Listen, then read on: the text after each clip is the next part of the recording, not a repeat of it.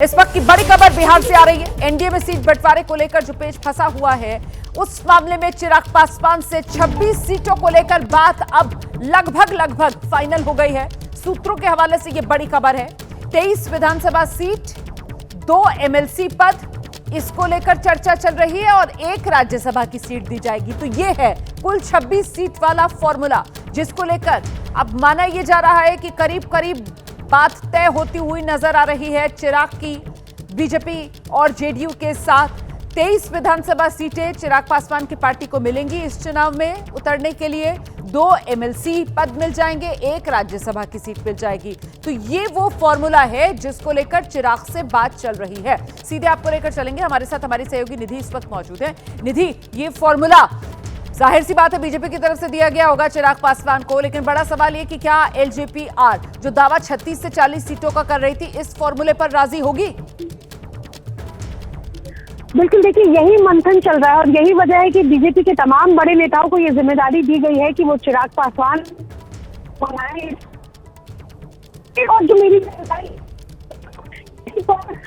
निधि, आपकी आवाज साफ नहीं आ रही है, मैं दोबारा से कोशिश करती हूँ।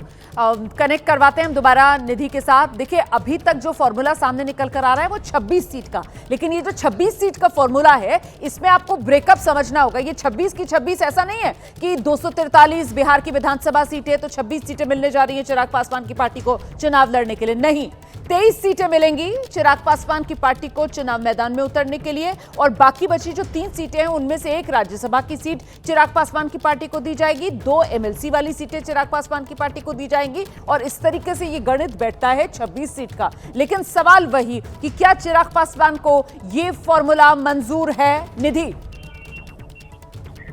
जी बिल्कुल, देखिए इसी पर बातचीत चल रही है और बातचीत का ये आखिरी समय है और यही वजह है कि तमाम जो बड़े नेता हैं बीजेपी के, जिनको जिम्मेदारी दी गई है कि वो चिराग पासवान के घर जाए, उनको मनाएं, और यही एक जो मेरे सूत्रों ने जानकारी दी है, यही एक आखिरी फिगर होगा जिस पर बातचीत लगभग तय मानी जा रही है।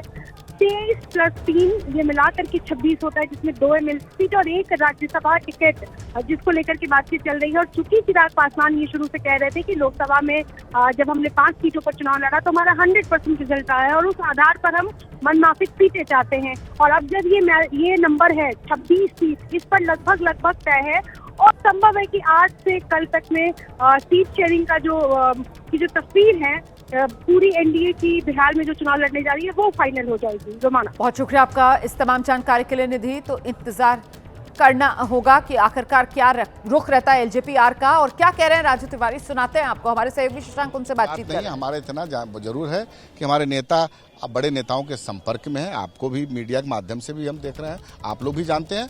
और जो बात रही बिहार के सभी बड़े नेता, हमारे चुनाव अभियान प्रमुख है, चुनाव प्रभारी अरुण भारती जी का अध्यक्षता में बैठक हुई और सब कुछ हम लोग यहाँ बैठक कर रहे हैं। इसी बीच नित्यानंद राय गए चिराग जी से मिलने, चिराग से भेंट ही नहीं हो पाई। माता जी से जरूर अब चलिए, तो हम लोग के माता जी से मुलाकात हो गई तो फिर नेताजी से भी मुलाकात होगी। 100 बात की एक बात, क्या ये होने वाला है कि एनडीए में रहकर यहाँ आप लोग लड़ेंगे, तमाम चीजें सुलझाएंगे?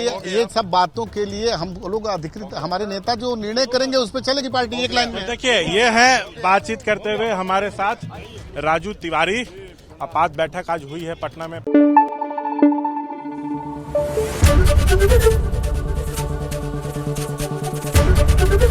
एबीपी न्यूज आपको रखे आगे।